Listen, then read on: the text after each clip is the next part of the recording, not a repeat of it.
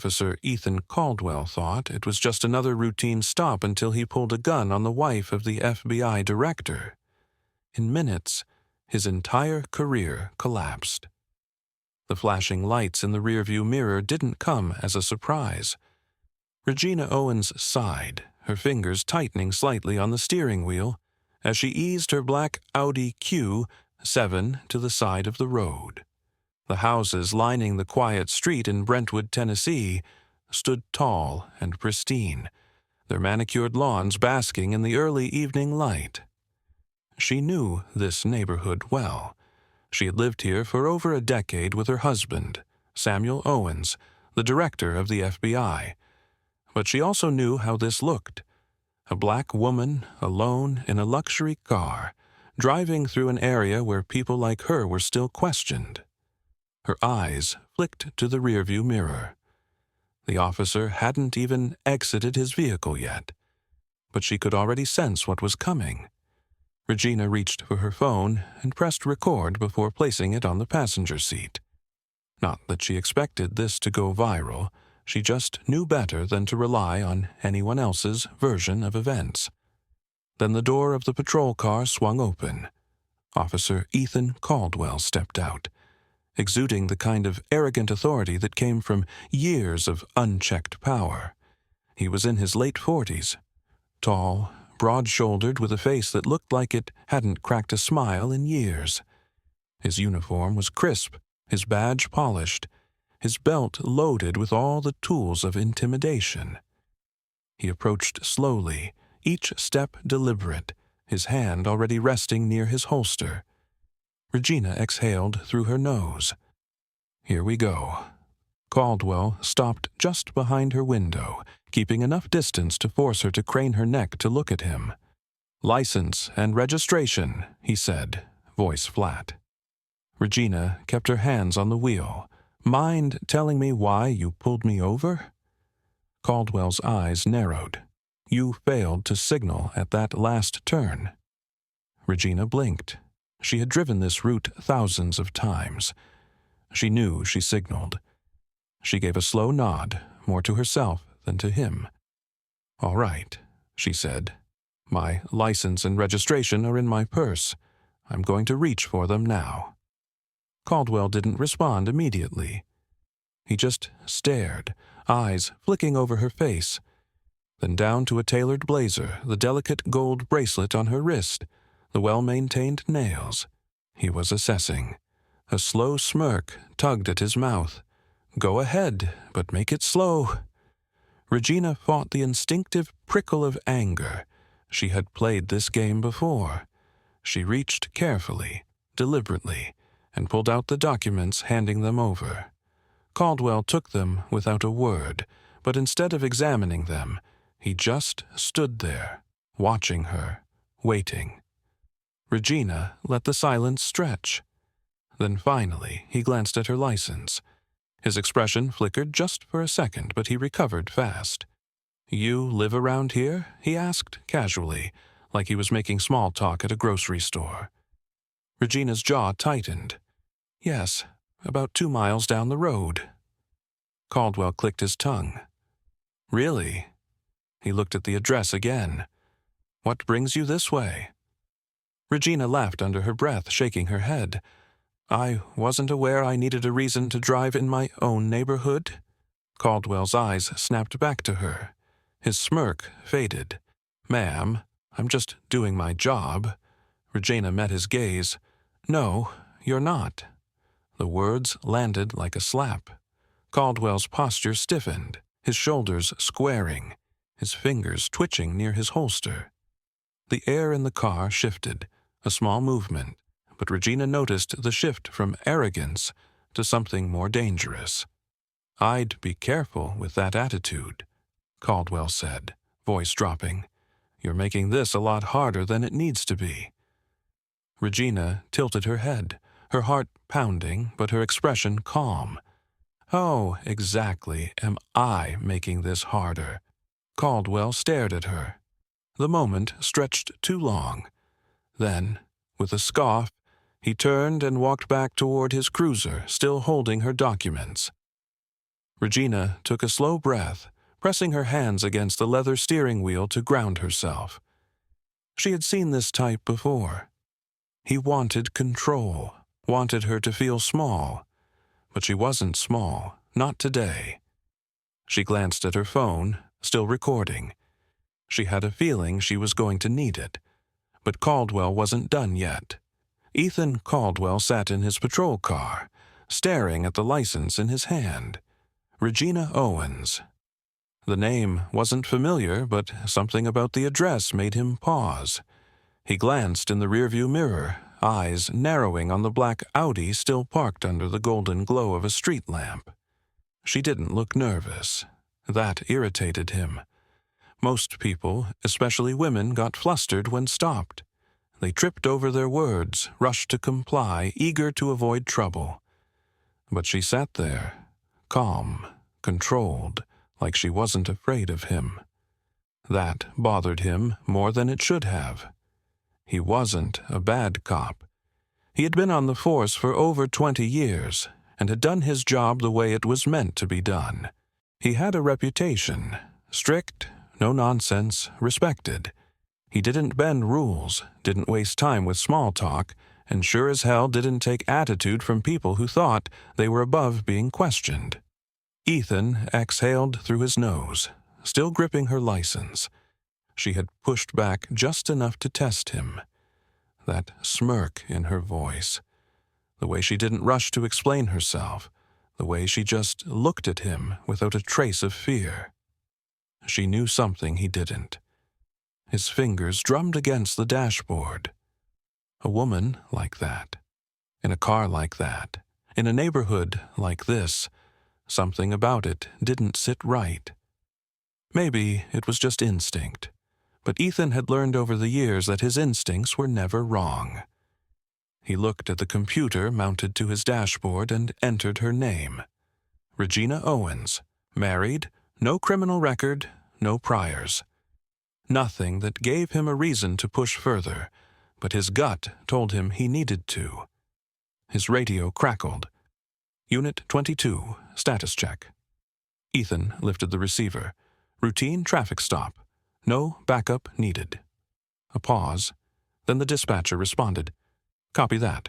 Unit 22. Ethan set the receiver down, staring at the computer screen again. There was nothing there, no reason to escalate. And yet he wanted to, because something about her was too calm, too sure of herself. People weren't supposed to be sure of themselves when they were pulled over. They were supposed to be on edge. That was what kept them from becoming a problem. His eyes flicked back to the Audi. She was still sitting there, her silhouette relaxed. Ethan clenched his jaw. He couldn't let her walk away from this thinking she had won. His decision was made before he even realized it. He shoved the license and registration under his arm, pushed open the door, and stepped out. His boots hit the pavement with a solid thud as he walked back toward her car, slower this time, more deliberate. He stopped by her window again. Regina turned her head, her expression still unreadable. Everything good, officer? Ethan studied her for a moment, then leaned down slightly, resting his hands on the frame of her car door. You got somewhere to be? He asked. His voice smooth but laced with something heavier. Regina blinked once. Home. Ethan let out a slow breath, letting the silence sit between them. Then he did something he knew would get under her skin. He smirked. Funny, he said. You don't look like someone who lives in this neighborhood. He watched the change in her expression. It was subtle, just a shift in her eyes, a flicker of something behind them. Not fear, something colder. Regina inhaled through her nose, exhaled through her mouth, slow, controlled. And you don't look like a cop who follows protocol, she said evenly. The smirk on Ethan's face faltered for just a second, but he recovered. His fingers drummed against the top of her car. He could feel the weight of his holster on his hip, the badge on his chest, the years of power that had never been questioned, not until now. She got lucky tonight, he thought, but he wasn't letting her go just yet. Regina's pulse remained steady, but she could feel the shift in the air. Ethan Caldwell was testing her, pushing to see how far he could go before she reacted. This wasn't about a traffic violation anymore. She had encountered men like him before. Officers who wielded their badge like a weapon, who weren't interested in enforcing the law but in enforcing obedience. The kind who needed to remind people, especially people like her, who was in control. Regina took a slow breath, keeping her eyes on him. She wasn't giving him that satisfaction. "If you have my information, officer," she asked, "am I free to go?" Ethan tilted his head slightly, like he was amused. "What's the rush?" Regina didn't blink. "I have nothing else to say. Either write me a ticket or let me go." For a second, he said nothing, just stood there watching her, weighing his options. Then, without warning, he reached for the door handle. Regina's entire body tensed. She locked the door just before his fingers could wrap around it. Her heart slammed against her ribs, but she kept her face unreadable. Caldwell's expression hardened. "Step out of the vehicle," he ordered, his voice carrying an edge. "Now." The casual, condescending act was gone. Regina stared at him. On what grounds? Caldwell straightened, his hand moving toward his hip.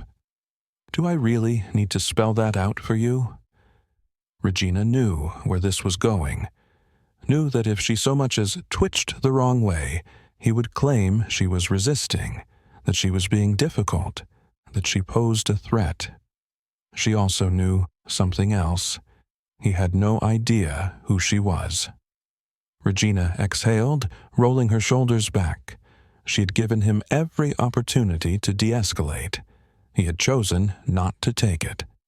She slowly reached for her phone, never breaking eye contact. "I'm recording," she said. Caldwell let out a dry, humorless chuckle. "Oh, you think that scares me?" He leaned in just a little. "Lady, do you have any idea how many times I've heard that?" His fingers twitched near his holster, just enough to be a warning.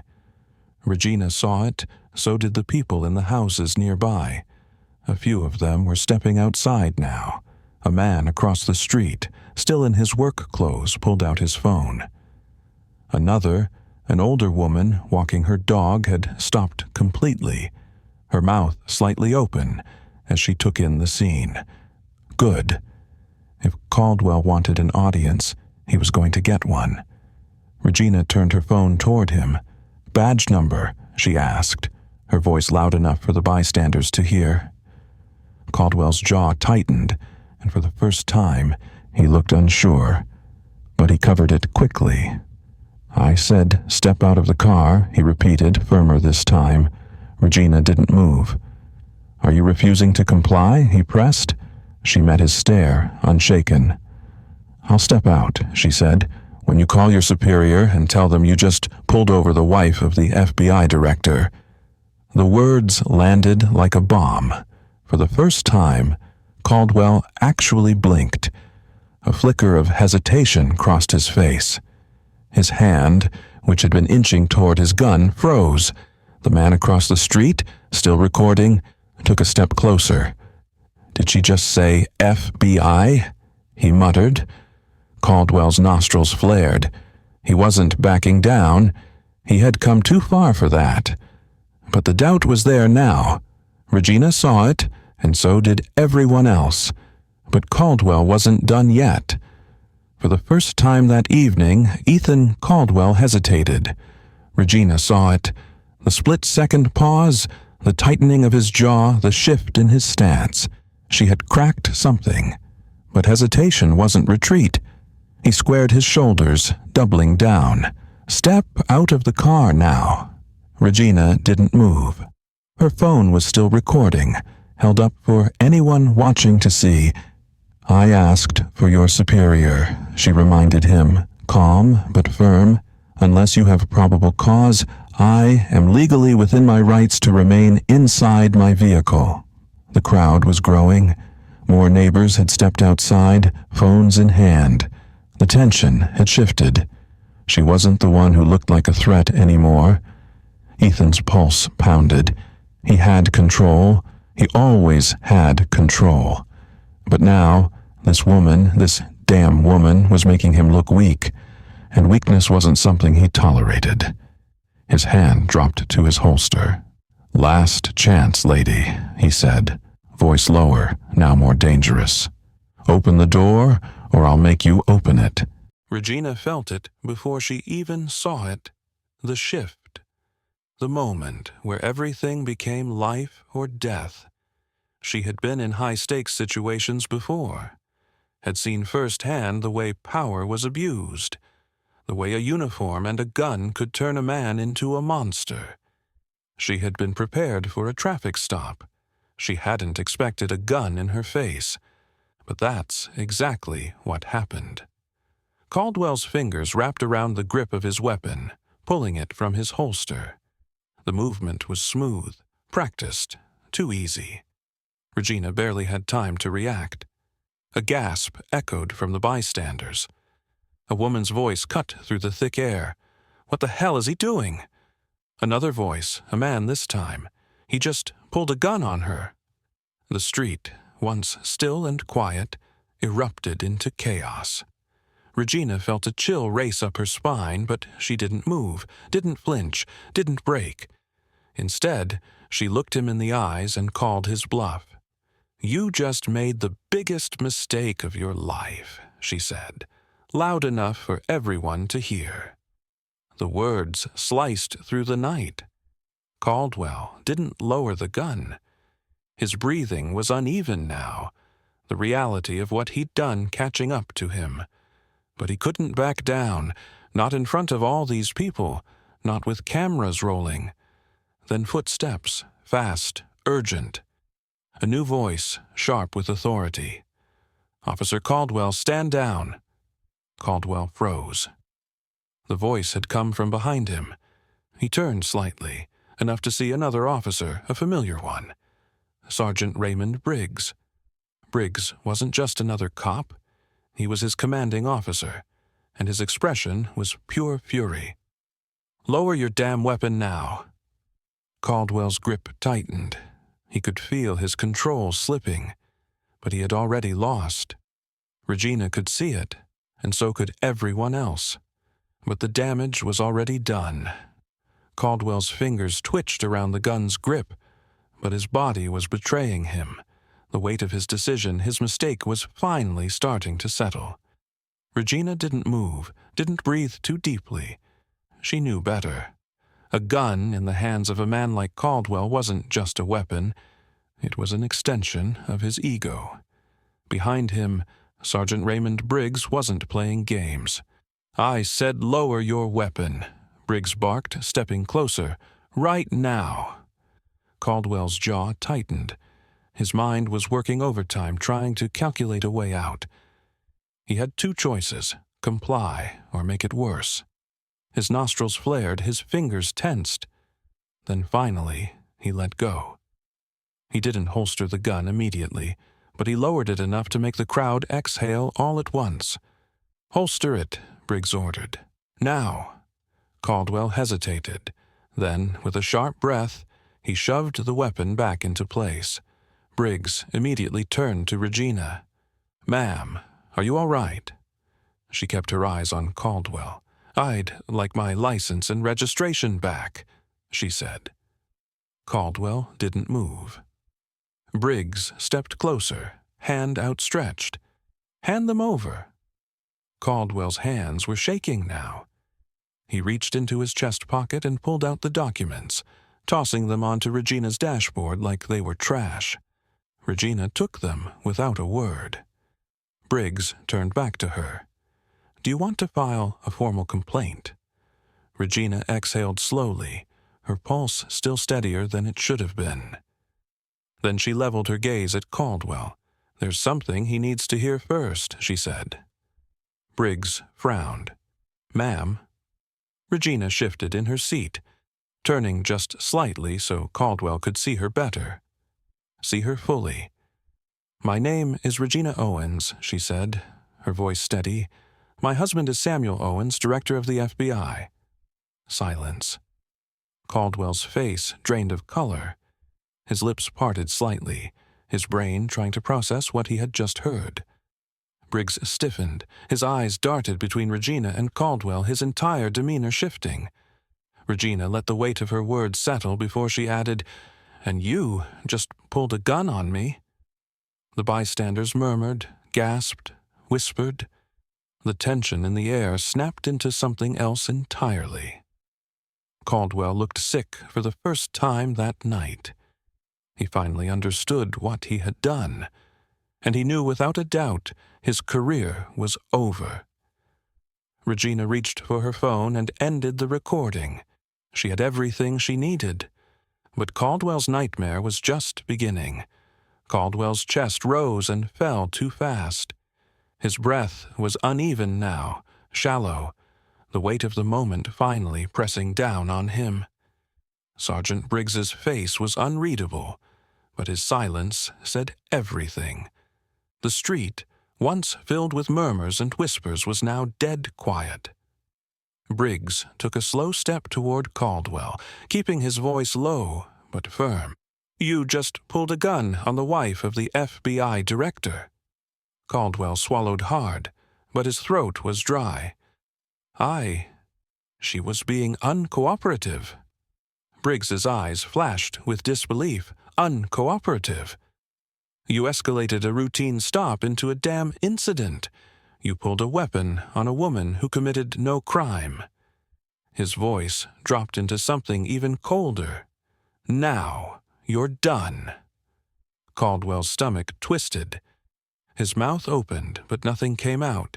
Briggs didn't wait for him to gather his excuses. He turned toward Regina. Ma'am, I need to formally apologize on behalf of this department. This should have never happened.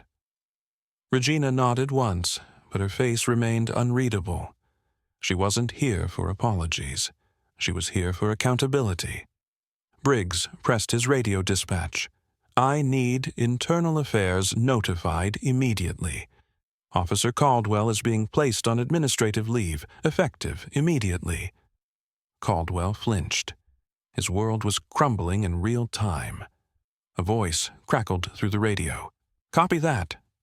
Sergeant Briggs turned back to Caldwell. Badge and gun, now. Caldwell's pulse thundered in his ears. Wait, No. Briggs cut him off. Caldwell knew better than to argue. His fingers fumbled with the clasp of his holster as he unhooked his belt and removed his weapon.